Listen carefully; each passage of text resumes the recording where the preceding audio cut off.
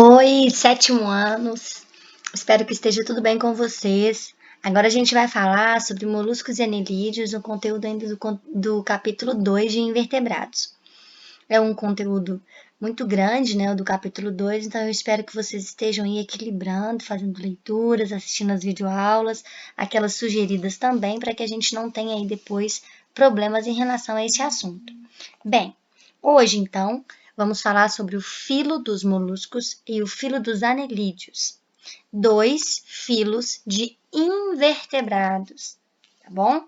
Então vamos lá. Os moluscos, o nome já fala pra gente o que significa. São animais que têm o corpo mole. É uma característica do grupo dos moluscos possuir o corpo mole, tá? Exemplos de animais que pertencem ao filo molusca, filo dos moluscos. A gente tem, por exemplo, a lula, a ostra, o marisco, o polvo. E todos eles, se a gente avaliar, eles servem de alimento, né, gente? O polvo, a lula, o marisco, a ostra, eles acabam a gente comendo. Eles têm o escargot também, né? Que é usado na alimentação. Então, vamos ver aqui o que fala nesse slide aqui. Olha que interessante. Olha, são animais de pele fina que têm o corpo mole e geralmente usam carapaças, conchas, mineralizadas como proteção contra danos mecânicos e desidratação. Então, a gente vê aí bonitinho, lindinho demais esse caracolzinho aí. Olha, dá uma olhada para vocês verem que bonitinho, gente. Muito lindo ele, né? É um dos moluscos mais conhecidos e ele é geralmente o que a gente usa como exemplo para estudo, tá? Mas também tem no grupo as lesmas, as lulas, os polvos, as ostras, tá bom? Bem, os moluscos eles podem ser encontrados em diferentes hábitats. Então, vários habitats a gente vai encontrá-los e eles têm hábitos alimentares também bastante variados. Eles podem viver em terra ou em ambiente úmido, tá? Pode estar na água ou em ambiente úmido e terra. Porém, a maioria deles é de ambiente aquático ou úmido, tá bom? Eles servem de alimento para os humanos, como eu disse, alguns acabam transmitindo doenças, na verdade, sendo hospedeiros de parasitas, né, gente? Por exemplo, de plateumintos. Lembra que tem uma fase do esquistossomo que acontece dentro de um caramujo, né? Então é bom vocês fazerem essa relação um plateuminto passando uma fase da vida dele dentro de um caramujo. Então, eles têm importância medicinal, têm importância médica, têm importância alimentar, tá? Então, eles têm bastante características aí que envolvem com seres humanos, tá? Bem, existem 3 classes de moluscos que são extremamente estudadas, veiculadas informação, e existe uma outra classe que a gente fala pouco delas. Vamos dar uma olhada nessa ilustração. A gente tem uma lesma aí, olha, animal de corpo mole, todo arrastando no chão, tá vendo? Ele anda com o corpo todo no chão. A gente tem um caramujo e um caracol. Vocês estão vendo isso aí? Esses indivíduos, esses animais que eu tô apresentando para vocês, que é a lesma, esse amarelinho aí, esse amarelinho, gente, este vermelhinho aqui, ó, a lesma, o caramujo e o caracol, esses indivíduos aqui, esse caracol, né? Da outra imagem também era um caracol, gente. E o caracol aqui, ó, são animais que têm o corpo, a parte ventral, o estômago deles encostando no chão. Então, tem um grupo que a gente chama de gastrópodes que andam, se locomovem com a parte ventral passando no chão, tá bom? Esse a gente chama de gastrópodes, tá bom? Existe um outro grupo, que é o grupo que tem valvas, que seriam conchas, conchas que se abrem em duas. Por isso a gente chama de bivalves, uma outra classe. E existe a classe que os pés estão na cabeça. Olha que legal, pé na cabeça. E por isso cefalópodes. Podos significa pés, céfalo, cabeça. Então, cefalópodes é aqueles que têm os pés na cabeça, como é o exemplo aqui. Então, a gente tem aqui, olha, gastrópodo, tá? Esse aqui, bivalve, este cefalópode, este bivalve, este gastrópoda e esse gastrópoda, tá bom? Característica desses indivíduos. Cada um tem uma característica específica. Qual que é a característica dos bivalves? Duas valvas, ostra, mexilhão. Eles têm o pé em forma de machado. Na verdade, é uma estruturinha com a capacidade de cavar. Com esses pés, eles vão se prender, vão ficar presos em determinado local. As ostras, se a gente lembrar das ostras, elas são as produtoras de pérolas e despertam um grande interesse econômico, tá, gente? A formação de pérolas da ostra é um mecanismo de defesa da ostra contra corpo estranho que entra dentro dela. Esse corpo estranho entra, fica numa parte do corpo que a gente chama de manto, fica entre, na verdade, o manto e a concha, a gente vai ver o que é o manto daqui a pouco, e esse grãozinho de areia, por exemplo, que entra, ele penetra nessa região, e gradualmente o animal vai secretando um muco, e esse muco que vai ser secretado no manto vai formar a pérola, tá? Que tem um valor econômico. O gastrópodo, como é o caso aqui do caramujo, no caso da lesma e no caso do caracol, o nome, como eu disse para você, significa estômago e ventre, né, no chão. Eles geralmente têm a concha enrolada em espiral, com exceção da lesma, que não tem concha, né? A cabeça é bem desenvolvida com tentáculos e olhos. Dá uma olhada aí que o caracolzinho a gente está conseguindo ver, né, os tentáculos aí. São moluscos que têm o pé diretamente ligado à massa visceral. A gente vai ver o que é massa visceral daqui a pouco. Como os caracóis, os caramujos e as lesmas, que são os exemplos que a gente tem aí. Eles podem viver, desculpa, eles podem viver nos rios, em terra e no mar, tá? E eles têm uma válvula só, ou seja, a concha só tem uma parte, tá bom? E os cefalópodes, como eu disse, aqueles, por exemplo, polvo e a lula, eles têm, os exemplos também tem um outro nome que se chama sépias e náutilos. Eles têm os tentáculos ligados à cabeça, então os pés na cabeça, né, como eu disse. Os polvos, gente, eles têm 8 tentáculos. E as lulas têm 10 tentáculos. Então, por que que esse carinha aqui é o polvo? Vamos contar? 1 tentáculo, 2, 3, 4, 5, 6, 7. E esse aqui tá dobradinho, ó, 8, tá bom? É o polvo. E, ao se deslocarem, eles usam os tentáculos para rastejar, para deslocar, para fazer propulsão, empurrar a água para fazer eles se locomoverem. Os polvos e as lulas, eles têm os olhos bem grandes e são capazes de distinguir até cor. Fabricam uma tinta escura que pode ser desguichada, escurecendo a água, e aí prejudica a visão e o olfato de um predador. A tinta da lula ela é usada na culinária, no preparo de alguns pratos. Os cefalópodes estão entre os maiores invertebrados conhecidos. E existe um cefalópode muito conhecido que é a lula gigante, que pode chegar até 200 quilos e ter cerca de 12 metros de comprimento, contando com os tentáculos, tá bom? Bem, por que eu falei isso tudo? Porque, na verdade, esse slide aqui, ele resume para a gente todas as características deles. Porque se a gente avaliar pelas imagens, dá para a gente falar, por exemplo, que o polvo que vive no ambiente aquático tem qual tipo de respiração, galera? Lógico que se está no ambiente aquático, a respiração vai ter que ser de qual tipo? Branquial, né, gente? Tirando o mamífero que consegue subir para a superfície, né, e répteis. Agora, no caso de um polvo que não vai ter essa capacidade, a respiração é branquial. Então, eles vão ter respiração branquial ou alguns pulmonar, mas a maioria deles, como é aquático, é respiração branquial. Bem, lembra que eu falei que eu ia mostrar para vocês as partes do corpo desses indivíduos? Então, vamos dar uma olhada ali. Olha, na ilustração, a gente vê aí que existe a boca, a rádula e o pé. Esse pé, ele é um músculo que vai facilitar, vai auxiliar no deslocamento, tá?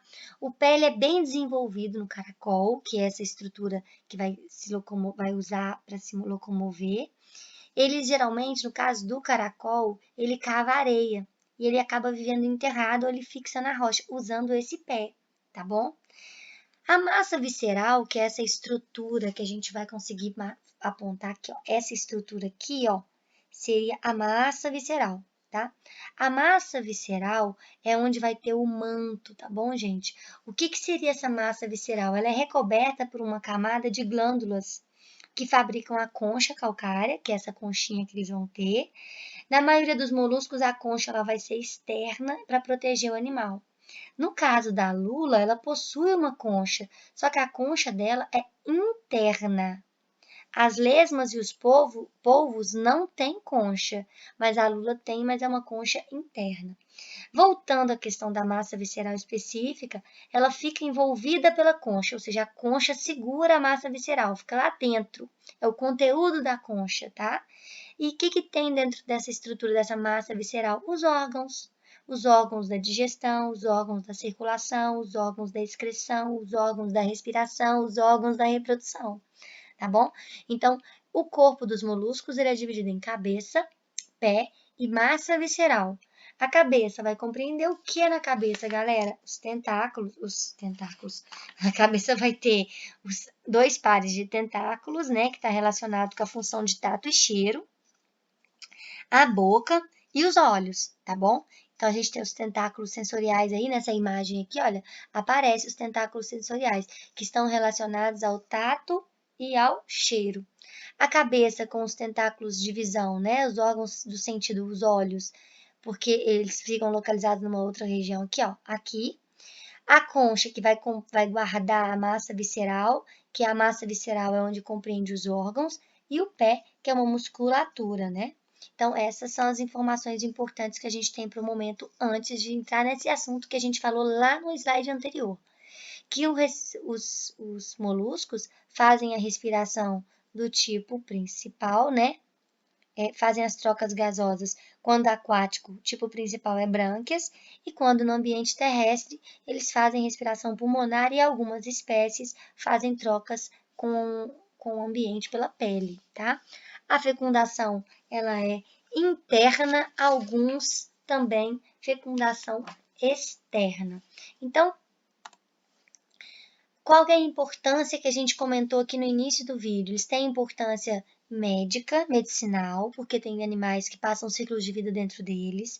Tem importância econômica, porque, por exemplo, tem a produção de pérolas e a venda de alimentos. Tem a importância alimentícia, porque eles são pratos, né, servem de alimento. Eles também são bioindicadores, porque como eles acabam captando, pegando as substâncias que estão contidas na água por conta deles fazerem a respiração branquial, acabam sendo afetados quando o ambiente está muito poluído. Então, para resumir, os moluscos eles são animais de corpo mole, certo?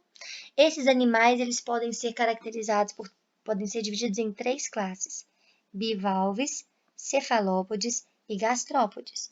Gastrópodes é porque o corpo deles, o manto fica arrastando no chão junto com os pés.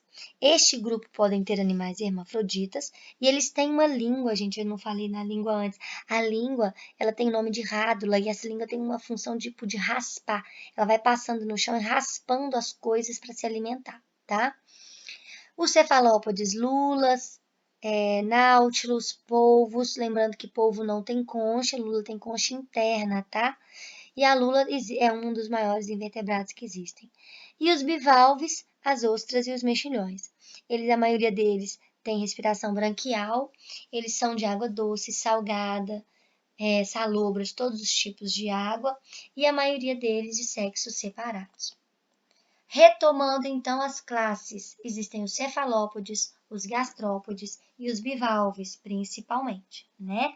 São os gastrópodes aqueles que têm o pé e a massa visceral ligado, arrastando no chão. Os cefalópodes, pés ligados na cabeça. E os bivalves, as conchas com 2 válvulas. Olha, a gente tem aqui 2 exemplos. Olha, a lesma do mar e uma lula. Os moluscos, como eu disse para vocês, o corpo dividido em cabeça, pé e massa visceral. E olha que lindo, gente. Olha isso aqui, olha uma lesma, uma ostra, outra ostra, um bivalve, né?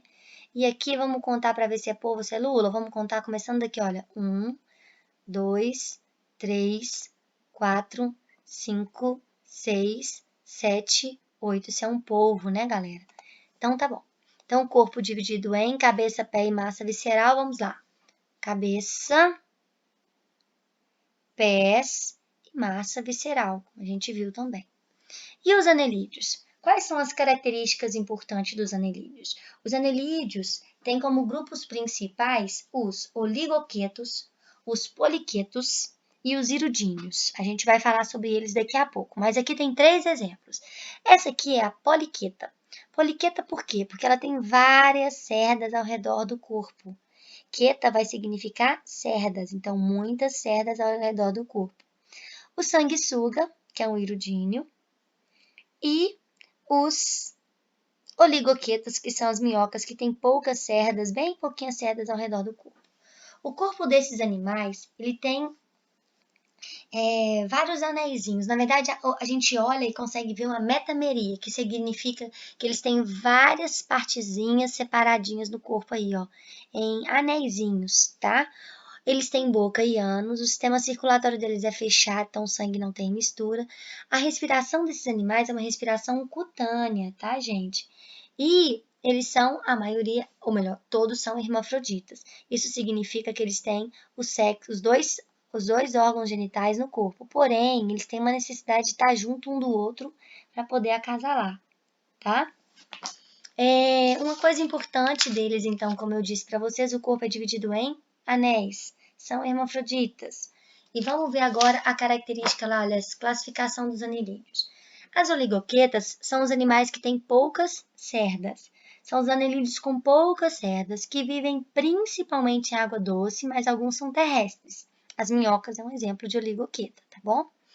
No caso das poliquetas, que a gente vê abaixo da minhoquinha aqui, ó, elas têm muitas cerdas e vivem geralmente no mar. É a poliqueta que está aqui do ladinho dela até, tá bom?